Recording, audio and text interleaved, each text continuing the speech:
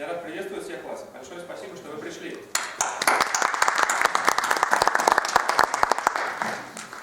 Я бы хотел пригласить в президиум наших почетных гостей. В первую очередь, Федеральной миграционной службы представитель, начальник отдела содействия адаптации и интеграции Татьяна Николаевна Дмитриева.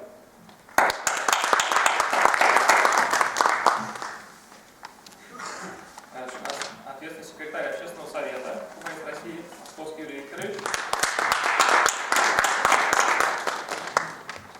Дальше у нас представитель корейской диаспоры Ким Вячеслав Сергеевич.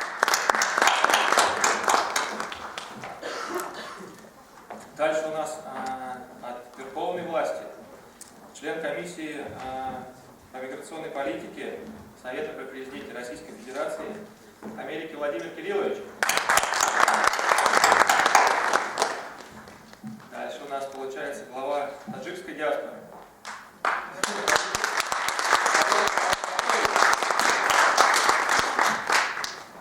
От Республики Марокко Аль-Раби Карим. Славянскую сторону, Россию, Лужков Александр Викторович.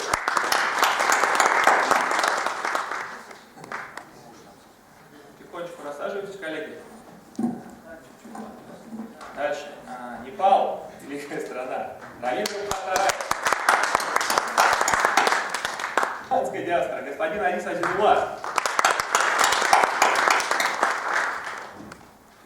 Африку представляет у нас господин Ангеса Дугачала. Сейчас он будет. И второй представитель Африки это доктор Занева Кимфут-Афисе. Прошу вас.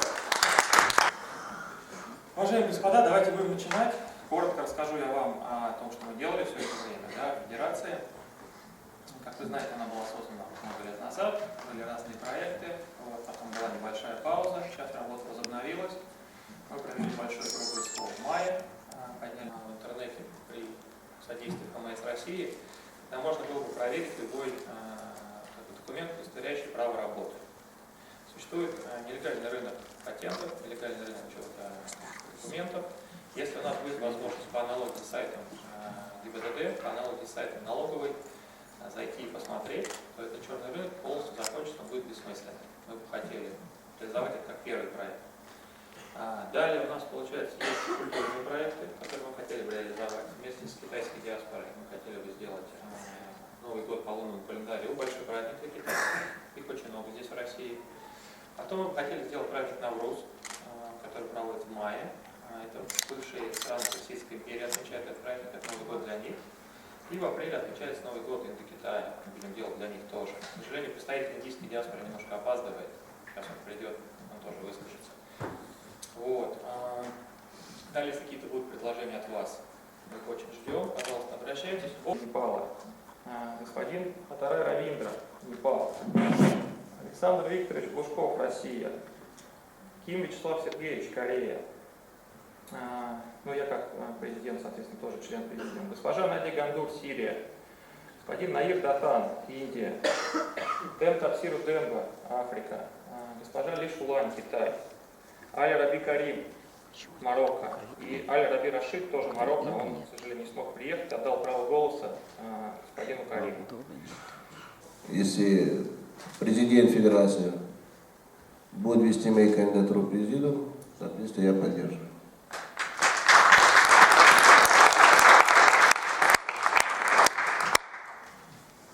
Ставим на голосование тогда. Шарипов Карамат Бакоевич, член президиума Федерации мигрантов России. Кто за? Даже две зеленые карточки есть человек. Соседки попросил. Спасибо большое. Кто против? Нет, никого. Кто воздержался? Избрано. Спасибо. Вот, сейчас голосуют не съезд, сейчас голосуют президиум. Да, у нас избираются вице-президенты президиума. Итак, у нас есть 9 кандидатов, я их всех зачитал. Я предлагаю голосовать списком, если никто не возражает. Возражает ли кто-нибудь? Нет, возражений нет. Итак, давайте зачитаю еще раз. Вице-президенты: Ангеса Дугачала, Паттарай Равиндра, Климентов Иисус Мануэль, Малик Шамбас, Надия Гандур, Наир Датан Бивкаран, Шарипов Карамат Бахлоевич, Ли Шулань, Эль Рази Рашид, вице-президент Федерации мигрантов России. Я попрошу голосовать, кто за. Члены президиума, прошу вас, голосуйте, кто за. Спасибо большое. Кто против? Против никого. Кто воздержался? Спасибо большое, вице-президенты избраны. Я хочу пригласить руководителя таджикской диаспоры господина Шарипова.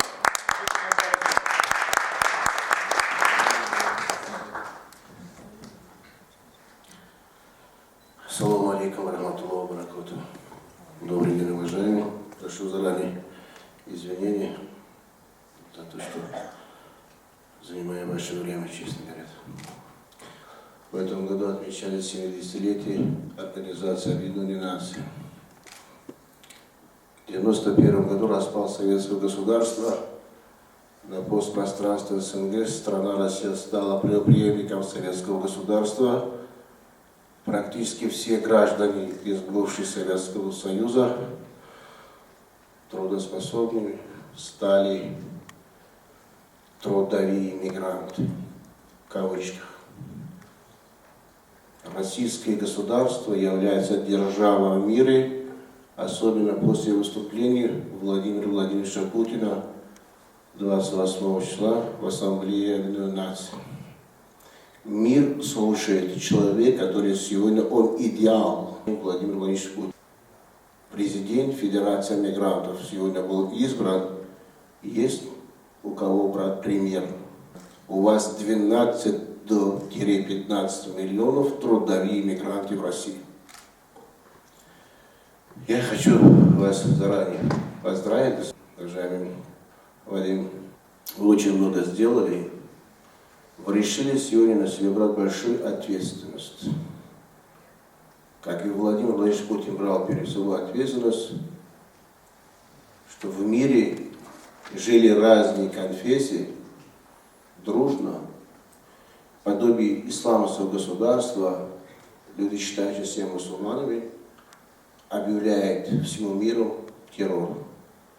Вы объявите сегодня здесь, я думаю, вам еще возможно будет высказать, что мы решим те недостатки, которые сегодня направлены против простых людей, особенно из республик Средней Азии, которые более 23 лет находятся в рабских положениях, при этом существует ОДКБ, при этом существует ШОС. И на все это закрывают глаза средства массовой информации российского нашего государства. У нас одна тема – тяжело в Донбассе. Правильно говорит господин Путин. После распада советского государства 25 миллионов русских остались за пределами России. Он неправильно говорит, что я русский человек, а я по национальности таджик. Мне жалко 2,5 миллионов таджикистанцев за пределами страны. Мне жалко 30% женщин Таджикистана, которые находятся в тех антисанитарных условиях. Никогда таджикская женщина не покидала Таджикистан, даже до революции 1917 года. Кто за это все будет нести ответственность? А Путин назвал по-другому по отношению к тех 60 государств, которые ведут якобы боевые действия в Ираке, в Сирии. Что вы тут натворили? Господа, члены ОДКБ, что вы натворили, что таджикский народ находится в бегах? Зачем быть руководителем? Что вы так сильно хотите занимать посты? Не имеет права в мире 4 должности врат. Если человек уже избран православным, отвечая за все христианство, если человек избран, соответственно, за духовенство ислама, если человек был избран генеральным секретарем Объединенных Наций, а последний наш его говорит, если он избран президентом Федерации мигрантов России, врать не стоит. Все равно вас поймают, вас найдут и вас убьют. Что случилось с общими количеством трудовых мигрантов, которые покидают территорию России? себе вопрос, а как они оказались в Сирии? Кто в этом виноват? Родители этих молодых парней? Нет. Они покинули Россию. 80% из общего количества трудовых мигрантов в составе исламских государств из бывших республик Средней Азии, это люди были на территории нашего любимого государства России обмануты. Им не платили заработные платы, даже их объявили террористами собственных государств, я не говорю в России. Молодой парень выступил, не нравятся мне, значит, те условия, которые живу я в России, я гражданин Таджикистана, хочу возвращаться на родину. За это его объявили террористом.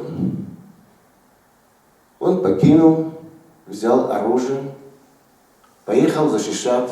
Что защищать? Да никого. Деньги хочет зарабатывать. Он его зарабатывает, прокормит своих членов семьи, и он готов умереть.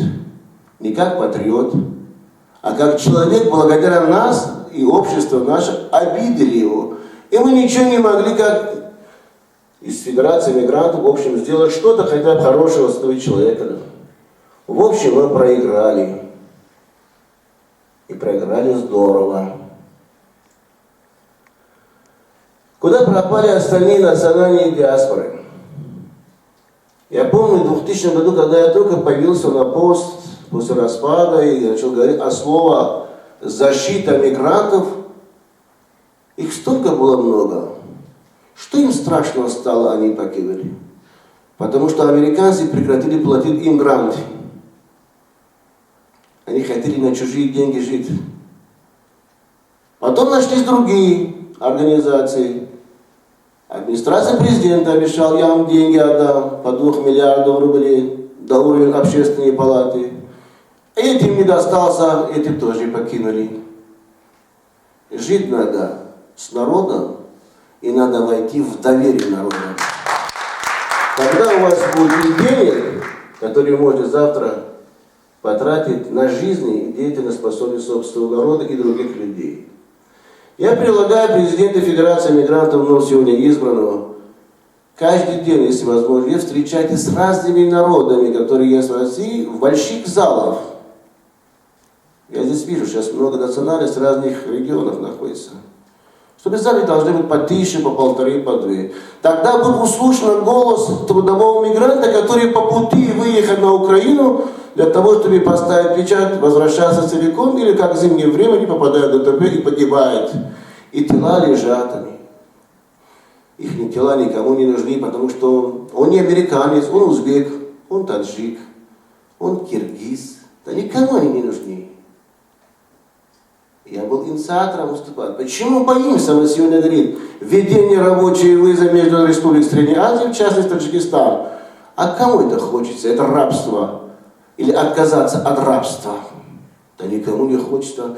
А как тогда будем учителям платить за экзамен? Это собственные карманы мигранты. А как будем за медицину платить? Медикам. Поэтому не будем закрывать границу, пускай приезжают. У нас спецприемники забиты. В тюрьмах Россия сидят 60% таджикистанцев. У них есть вина? Вот в этом мы собираемся здесь сегодня, мы будем говорить. Если хорошего, надо тогда продолжить нашу работу. Если близкими друзьями, сидящие люди в Кремле или в администрации президента, называемые так, правительство и ФМС, ребята, без руководителя любого общественной организации может прийти, стать хорошим другом господина Рамадановского. Он вас примет, он человек неплохой, он генерал, бывший МВД, работал в службе собственной безопасности. Он лучше знает ситуацию. Здесь господин Московский принимает участие, господин Хаверики, прежде администрация президента. Я первый число послушал 2,5 часа, когда господин Путин встретился с правозащитниками. Буквально на 3 стулья дальше от Путина был господин Бабушкин, правозащитник, посланник США, агент номер 5. Все агенты там сидели. И он что сказал? Тяжело в тюрьме мэром города Махачкалы. Интересно, да? Тяжело человек, который совершал сотни преступлений. Правозащитник защищает, соответственно, кого? Те, которые верховные чиновники. У нас другой с утра до вечера спит в Шереметьевском аэропорту, там, американец, его защищает второй адвокат. Кучерема, по-моему, фамилия, книги пишет. Ничего не знаю про трудовых иммигрантов, и знать не хочет. На деньги трудовых иммигрантов в гранте они живут и существуют. Сейчас я закончу. Занимаю просто ваше время. Мне можно часами говорить, потому что фактов слишком много, из федерации идет. И обратите Народный фронт, который сегодня есть благодаря господину Путину. Ни одного представителя Федерации мигрантов. Может, это было в каком-то упущении господина Мухаммед Амина, но человека нет сегодня среди нас. Я с ним разговаривал буквально до начала нашего съезда. Но надо прийти, не надо бояться. Если не устраивает час президиума, скажешь, извините, другого выберите. Ну работайте. Работайте на благо нашего российского государства. Мы хотим работать. Почему нет представителей трудовых мигрантов с теми людьми, которые встречает господин Путин? Я вам открываю секрет. Невыгодно. Не должен господин Путин знать. Если он услышал, единственный человек в стране, который срочно принимает меры, и вам будет легче. Зачем нужны патенты гражданам Таджикистана? Зачем? Они страну отдали ради интереса российского нашего государства. Более сотни гектаров земли находятся как полигон. Проведены, соответственно, те же учения в военной базе. Страна всего 7% равнины. Первые удары будут носиться по Таджикистану как партнер России. Но мы берем у таджиков по 4000 рублей. Деньги не отдашь, депортируем. Отдашь, значит, неправильно перечислял деньги. Это что называется? Это называется дружба Таджикистана с Россией? Или дружба двух президентов? Значит, предлагаю в основном во внимание, значит, президиуму и президенту провести почаще встречи с различными национальными диаспорами. Нам надо определиться последующей, значит, возможность подготовить бумагу, чтобы по странам СНГ смысла такого, как патент, это противоречие дружбы между государствами, а та оставим на уровне 1000, то мои слова, значит, как к вам, как президенту новоизбранному. Значит, связано по судебной системе, мы хотели пересмотреть много вопросов по тем местам заключения, где отбывают наказание наших граждан незаконно, в том числе спецприемников. И, соответственно, мое предложение к членам президиума и уважаемому президенту избранному, хотелось, чтобы у трудовых мигрантов появилось главный источник информации, это сильно есть, это телевидение, что выступили разные лидеры национальных диаспор и с своими, значит, гражданами, которые готовы сегодня поделиться и выйти из такого, значит, непонятной концепции миграционной политики нашего российского государства. Спасибо за внимание. Рад вас видеть. Уважаемые коллеги, разрешите поприветствовать вас, ваш съезд, ну и пожелать ему успешного завершения работы, так как успешно начали и приняли все основные решения, которые стояли сегодня на повестке дня. Я хочу коснуться, конечно, важности миграционной политики вообще-то для Российской Федерации, вообще для всего мирового сообщества. Вы сегодня знаете, какие процессы проистекают в мире и что может вызвать вот такая волна миграции для государств. Это не только безопасность, о которой мы сегодня говорили, но это вообще-то может обернуться и бедой, если мы не будем проводить правильную политику вообще в мире, и в частности миграционную. Российская Федерация, конечно, не имела большой опыт проведения миграционной политики, но мы все видим с вами, многие вот из нас годами тут с нами работают, мы общаемся, знаем, какими семимильными шагами, в принципе, Россия освоила это пространство. Как мы быстро успеваем адаптироваться к этой ситуации, принимать нужные законы и проводить ту правильную политику, которая сегодня, реально, если говорить, в России создала определенный консенсус. Были в первое время и конфликты, и требования, и несовершенство нашего закона, но сегодня постепенно все укладывается, и мы видим, что та Европа и тот мир, который имел большой опыт в этом вопросе, сегодня захлебывается в тех миграционных процессах, которые происходят во всем мире, и в частности в Европе. Европа не справилась вот с миграционной волной, где-то порядка миллиона мигрантов. У нас здесь в Российской Федерации более 10 миллионов мигрантов трудится, и это тоже была волна, около 3 миллионов, 2,5 там узбеков у нас, около 2 миллионов, ну 1 700 где-то таджиков, киргизов и так далее. Я уже не говорю о дальнем зарубежье. Мы должны это приветствовать, и вот здесь как раз таки основная задача всех организаций, которые работают в этой сфере. Одна из крупных, опытных организаций – это Федерация мигрантов России, которая на протяжении ряда лет функционировала.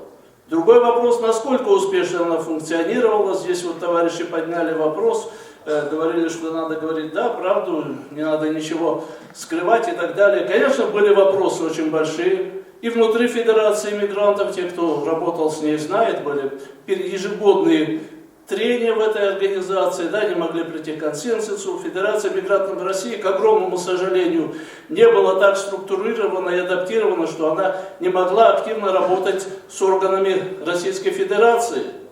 Вот здесь говорили вот коллеги мои перед началом, что почему члены Федерации не представлены ни в каких совещательных общественных органах, да, ни ФМС, ни государственных структур России. А это как раз таки зависит от руководства организации, как они будут позиционировать себя, какую они работу будут проводить в этом плане. Мы не говорим, что Федерация мигрантов должна четко поддерживать и выполнять требования администрации или еще кого-то. Нет. Ее первая задача как раз таки содействовать интеграции и адаптации мигрантов, соблюдать их права, чтобы это все было в рамках закона. А если это нет, то давать реальные предложения для совершенствования и законодательства, и условий приема, содержания здесь мигрантов и их работы на территории Российской Федерации. К сожалению, этого не было. И этот конфликт, который вот так вот назревал, вот сегодня, наверное, он я не знаю, вылился в смене руководства Федерации мигрантов. И я хочу пожелать и выразить надежду, так же, как и наша уважаемая Татьяна, что все-таки Федерация мигрантов займет то большое положенное место в среде общественных институтов гражданского общества России, что она сможет реально сама интегрироваться со структурами государственными, кто проводит эту большую работу и политику, и будет оказывать и помощь мигрантам, которые приезжают сюда в их адаптации, интеграции, устройстве, и будет содействовать реализации тех законов, которые принимала Российская Федерация, и будет помогать и государству в решении этих проблем. Это вот наша основная такая надежда и забота. Меня попросило руководство комиссии побывать здесь, выступить с этим предложением и со своим видением, пожеланием этой проблемы. И я хочу пожелать новому руководству успехов, Федерации мигрантов тоже. Мы всегда с вами, мы всегда готовы работать, слушать ваши предложения, вносить их на комиссию президентскую и так далее. Давайте все вместе работать для страны, в которой мы проживаем, и давайте все вместе создавать условия для наших мигрантов в успешной трудовой деятельности здесь, чтобы им было удобно, чтобы имидж России не был повержен там какой-то критике со стороны Запада. Спасибо вам. Ответственного секретаря Общественно-консультативного совета ФМС города Москвы, Московский Юрий Викторович.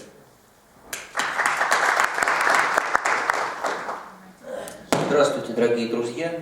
Спасибо за честь выступить на этой трибуне. Я всех поздравляю вас с тем, что у вас прошел съезд, с тем, что избран новый состав руководящих органов. Поздравляю всех, кто избран в этот состав руководящих органов. Хочу пожелать хорошей, плодотворной работы.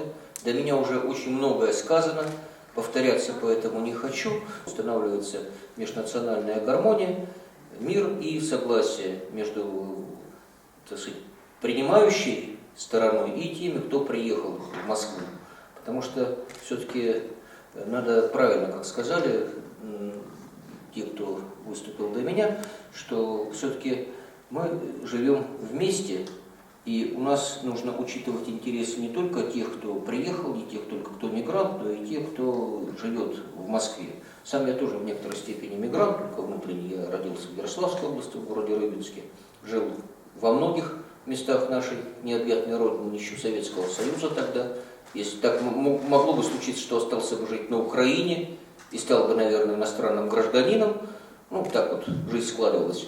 И, во всяком случае, хотелось бы, чтобы Федерация мигрантов России наладила свою работу, стала еще более эффективной, еще более значимой, и чтобы была взаимная польза как граждан Российской Федерации, так и не граждан Российской Федерации, как теми, кто хочет стать гражданами Российской Федерации, ну а часть приехавших хочет стать гражданами Российской Федерации, они станут непременно гражданами, так и теми, кто хочет сохранить свою и национальную, и самобытность, и гражданство. Но, во всяком случае, Российская Федерация, она всегда Россия. Она всегда была страной для всех, кто живет в ней и кто трудится на общее благо. Поэтому спасибо вам большое, приглашаем всех тоже к нашей работе. Спасибо большое, представитель афганской диаспоры. Выступить, сказать нам пару напутственных слов. Аниса Азизулла Мухаммад Фарид. Прошу на сцену.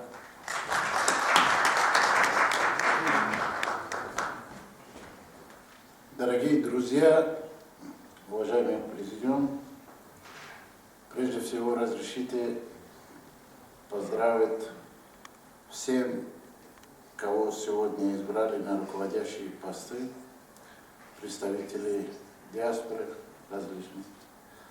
И прежде всего поздравить Вадима Викторовича, пожелать ему успехов, здоровья.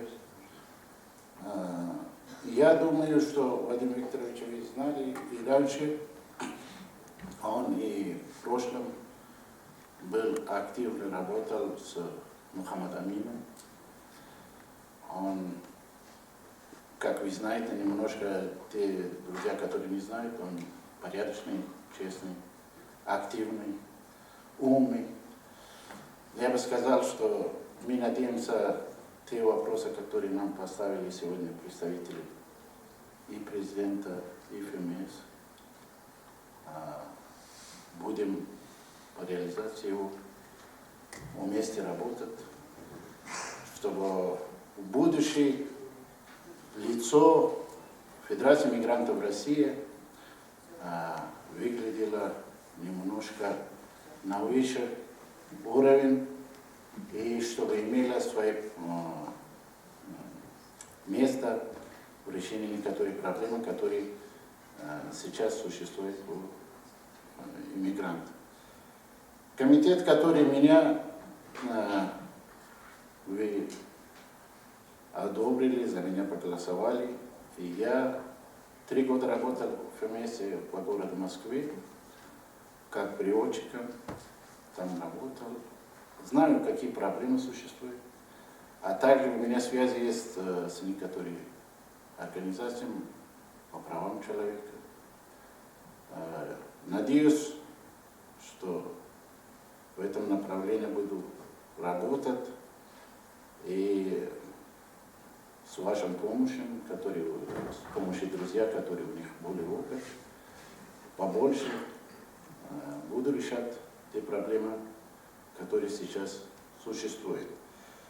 И последний вопрос, что бы я хотел, что я как председатель афганского диаспоры в Российской Федерации, дорогие мои друзья, я и до этого сказал, что у нас организация афганцы занимает почти 3-е место в составе, то есть в количестве.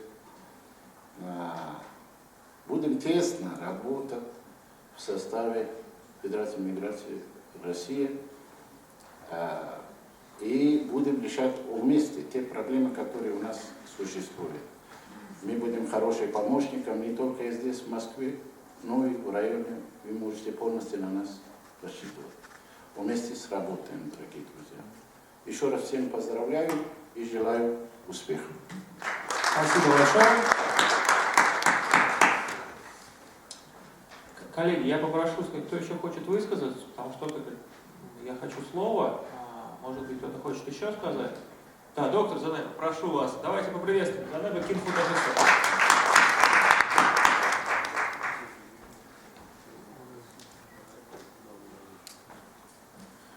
Большое спасибо. Я просто хотел добавить одну важную проблему. после таджикской диаспоры мой друг, он, как всегда, острые проблемы трогает, я не об этом. В данный момент о нашем будущем.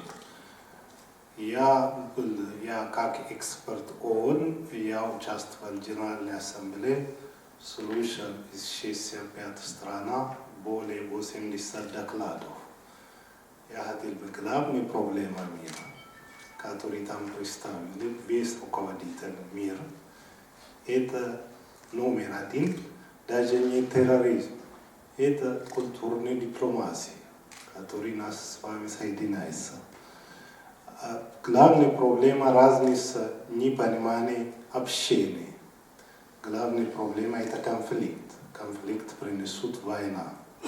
Конфликт межрегионный. Мы знаем, исламские государства появился 70-й год, 60-й год, объявили какие-то группы.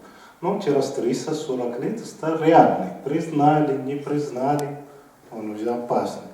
Это именно начинание, как мы все общие там списались, пришли, общее понимание. Это общение межкультурное, которое нам не хватает.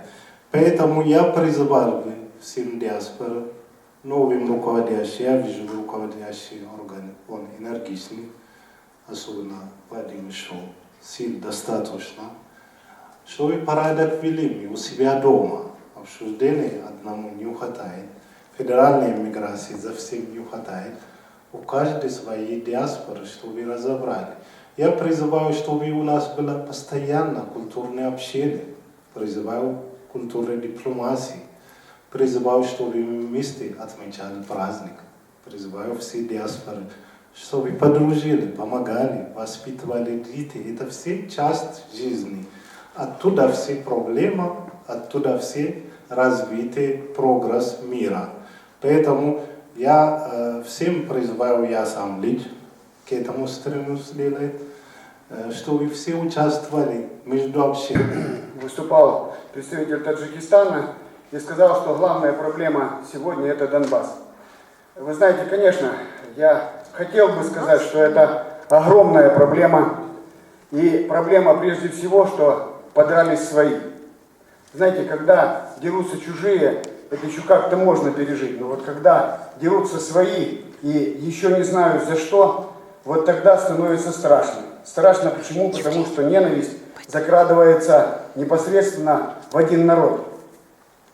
Буквально вчера, встречаясь с Юрием Викторовичем Московским, мы вспомнили, что 3 года назад была заявлена хартия воссоединения народа, русского народа, потому что в данном случае подрался именно русский народ.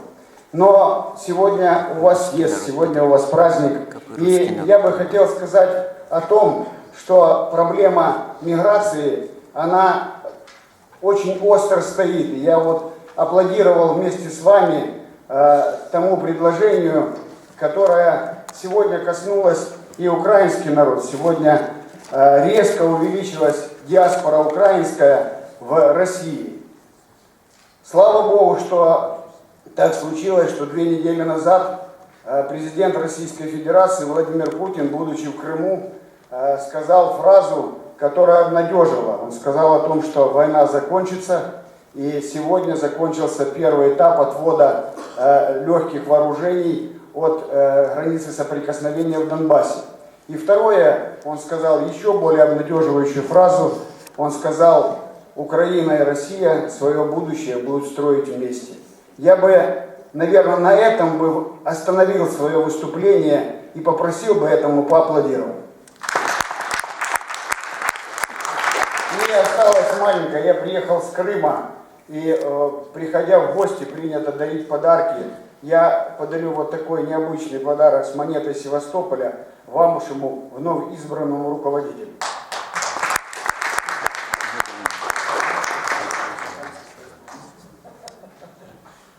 Спасибо большое, спасибо, Хайдар. Да. Давайте поприветствуем Хайдарша.